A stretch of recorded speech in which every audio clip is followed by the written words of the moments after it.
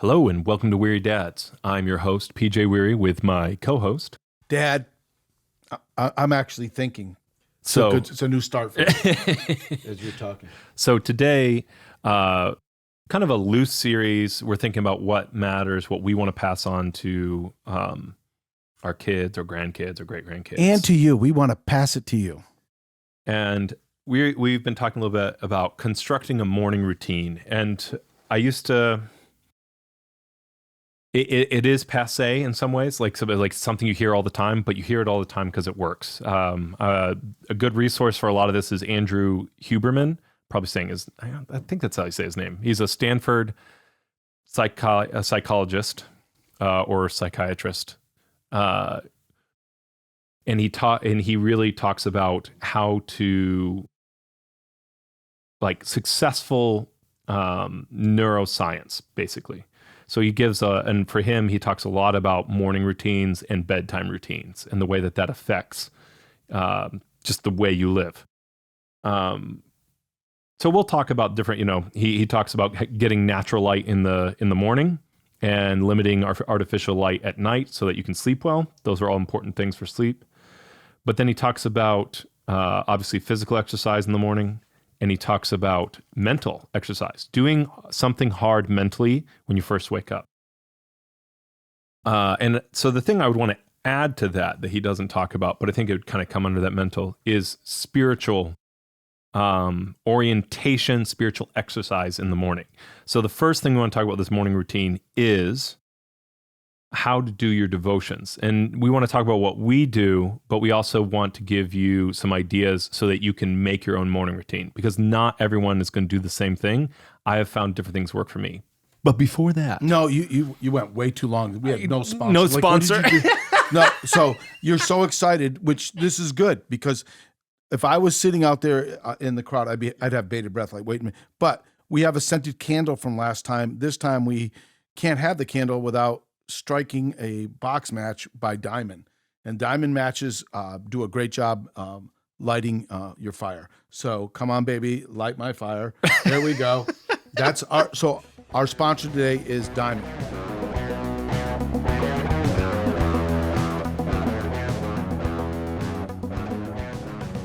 So I love everything you said. Yes. I have done way too much reading on this research. I use Michael Hyatt's Full Focus Planner. Yeah. And I'm going to throw these 4 things out, folks, and we will not digress from the spiritual. But he talks about 4 different types of routine. He talks about a morning routine. He talks about a morning work routine. He talks about an afternoon work routine, and then an evening routine. I'll just give you a quick evening routine for me. And this is because I do so much people work during the day, aka phone calls, connecting with people, investing in people, whatever. I will do in the evening some work. And somebody will say, well, wow, that's not good. No, it's not hard for me, because I'll put something on the TV, careful how I say this, that really is just numbing. My wife enjoys, and I both enjoy, detective shows, Murdoch Mysteries. So we'll do that, and I will do... It's a great show. Yeah, emails and Salesforce then. And Salesforce is our way of keeping track of things. But also in the evening, after dinner, I try to go for a 15-minute walk. It's good for digestion. It's good for refocus. It's just good. But there are so many different things that you can go to, and we'll begin this session on how to build a spiritual routine in a morning routine. Absolutely. So I kind of want to give a framework, and I'd love to hear, some of this is going to be learning styles is going to be involved. Personal goals, I think, are really big. So for me, eventually ordination is a thing. And that's so my views on Bible study are going to be more intensive than the average layperson, right? And that's just part of it. And so you have to look at what your goals are and how that fits. But for the framework on how to create your own kind of devotional plan, I'd say it's good to really have one each of these 4 things: prayer, meditation, Bible in some form, whether that's reading or a study, and then I would say discipleship.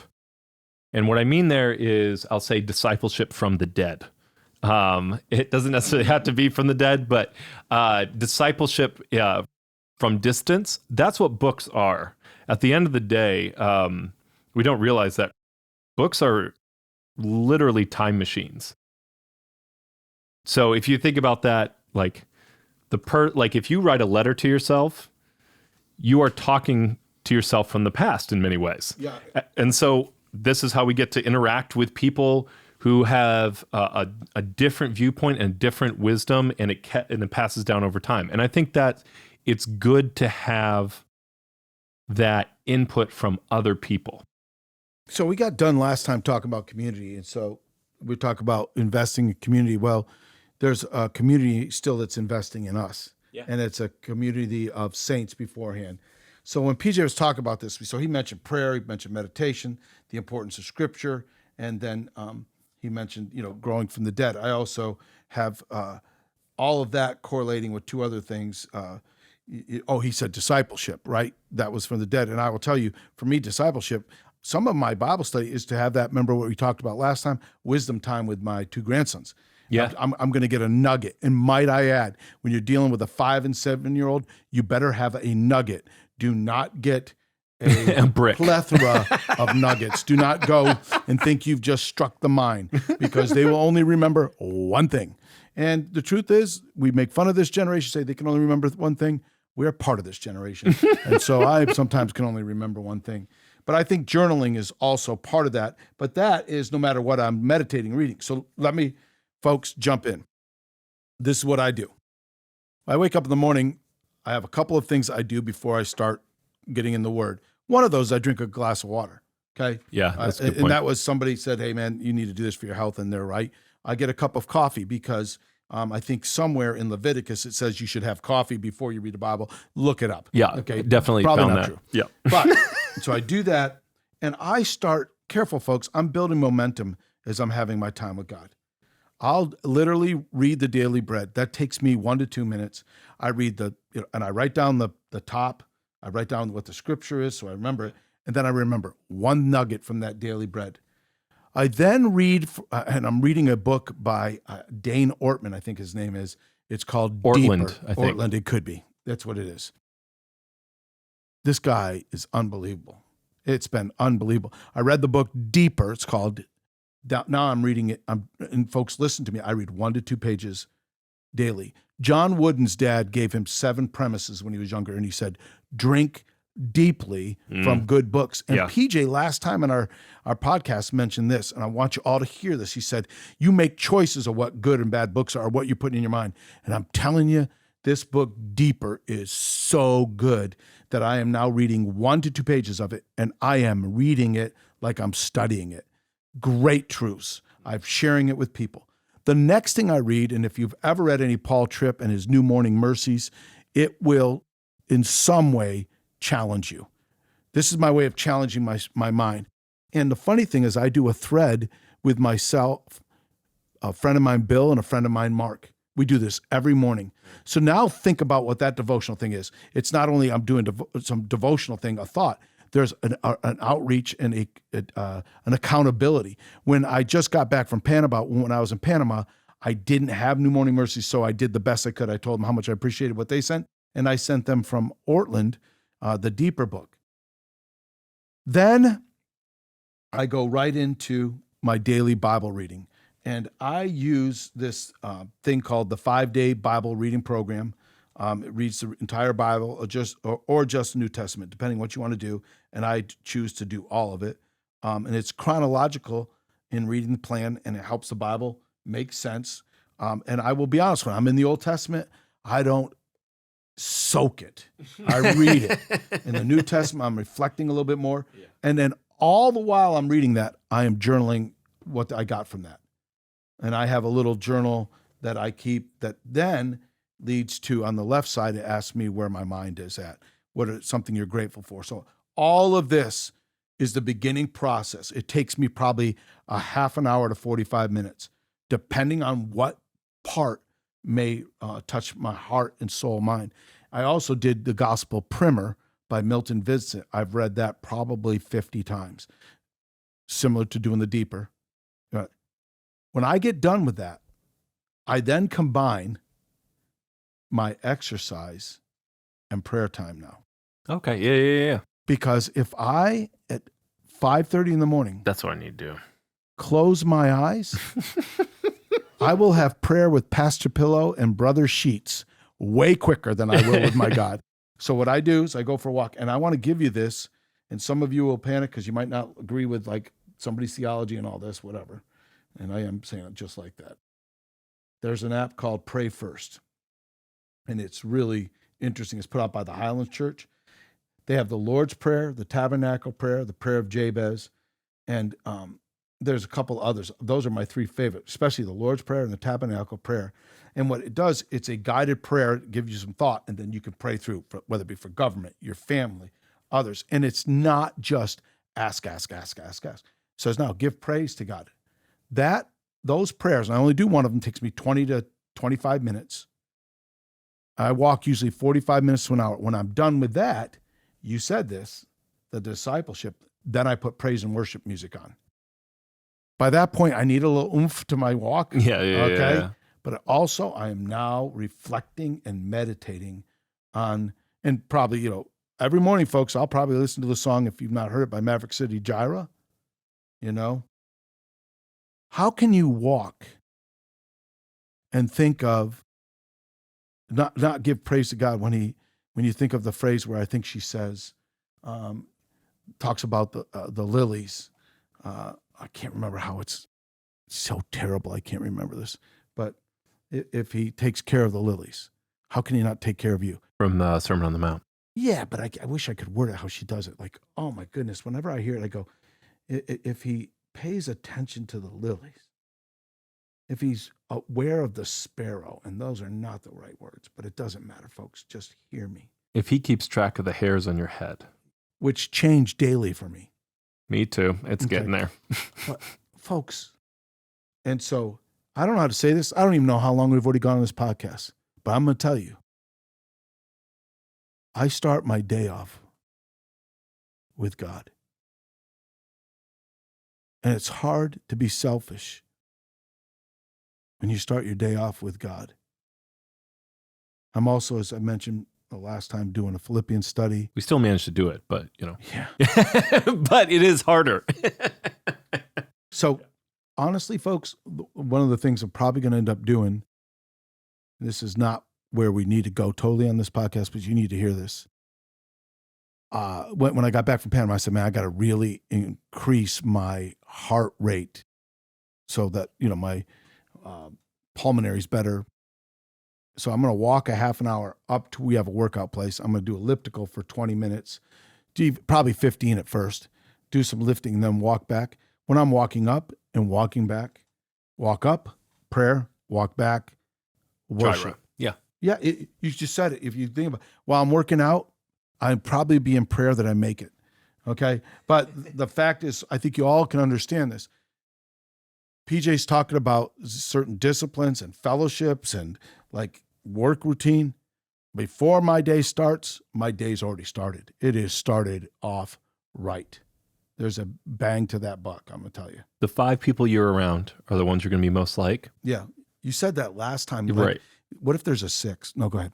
One of those people should be Jesus. Oh, that's the 6. We'll say 5 friends in Jesus. Because like Jesus isn't the average person. That sounds so almost heretical, but he's... Yeah.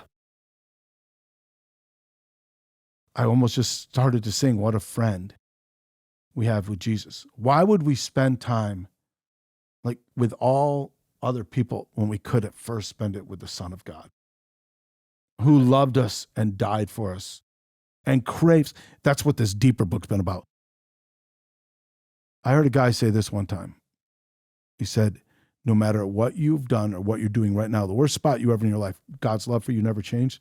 Well, when you read deeper, I feel that way every moment I'm reading. I'm like, wow, this is who God is. It's awesome. And I think the first thing people hearing your routine, one, you need to create a routine that works for you. It's like, so let me say, the reason I say that is your routine is challenging. Why? because what you just described is an hour and a half to 2 hours, right? Right. So the first thing is, it doesn't have to be an hour and a half to 2 hours. That's correct. But don't limit yourself. The way that you get an hour and a half to 2 hours, I actually do more than just my devotions in the morning. Because of my responsibilities with the kids, I try and get other study done in philosophy and so on and so forth. The only way to create that kind of time in the morning is to go to bed I was just going to say at night. And so you're hearing that and it sounds crazy. That's probably because at some point you're going to have to, the decision you're making is, do I watch a second show? That's all it is. Do I watch a second show, or do I go to bed so I can get up in the morning and do this? We go to bed. My wife and I go to bed at 10. You don't have to do an hour and a half. You don't have to do 2 hours. But if you don't do that second show, you got your 45 minutes there. So let me tell you what I would say to I was thinking about this when we were talking. Don't do what I do, but do what you do. Right. Okay? You don't have to do what I do. Like my buddy Jim Good, who may even be listening to this because he's that type of guy. He's always, growing. Jim, every morning, walks 3 miles, prayer, worship, and in the afternoon, he runs 6. So Jim and I are very similar in the morning. Not in the afternoon. I just love that. I know he's praying for his family, for me, for others. I'm not going to do what Jim does, but I do something that I can do, and I'm going to do it. Yeah. But what you do, folks, you do. Yeah. And make sure it's way better to do 20 minutes every day than an hour and a half once a month. And go back to what PJ said. So you don't do that. Go to bed. Yeah. By the way, folks, binging doesn't bring life. You will never catch up on all the good TV. Like, there's way too much going out. So I want to talk a little bit about what you said, and I just want to help people understand what I'm talking about. And you actually challenged me here with something that you said. Prayer, you should talk to God. Meditation, you should think deeply at some point about your life, about what God is speaking to you about. And so I think you need to create space for that. And this is not a mistake that I've made in the past. You need to spend time actually in the Word of God. Because what I would do is I would read theology about the Bible instead of the Bible. And I think every day you need to spend at least a little time in the Bible. Have to. And then I would say discipleship. And, I said from the dead, kind of tongue in cheek, but you mentioned it. Yes, you connect with other people and you put out during that time as well. And I think that's an important part. And this is where, so every time you talk about daily bread, so for me, I have some other people I listen to. That's what I mean by discipleship, is you are discipled and you are discipling. And so anytime you involve anyone else's view on scripture, I think that's important. And I think that that's what I mean by discipleship. So you need whatever those 4 components are for you, try and create those 4. For me, if you don't mind me talking about my example of it, prayer for me is talking to God about what's on my mind, what I have going on that day, stopping to actually adore Him and think on Him, and that blends in some ways with meditation.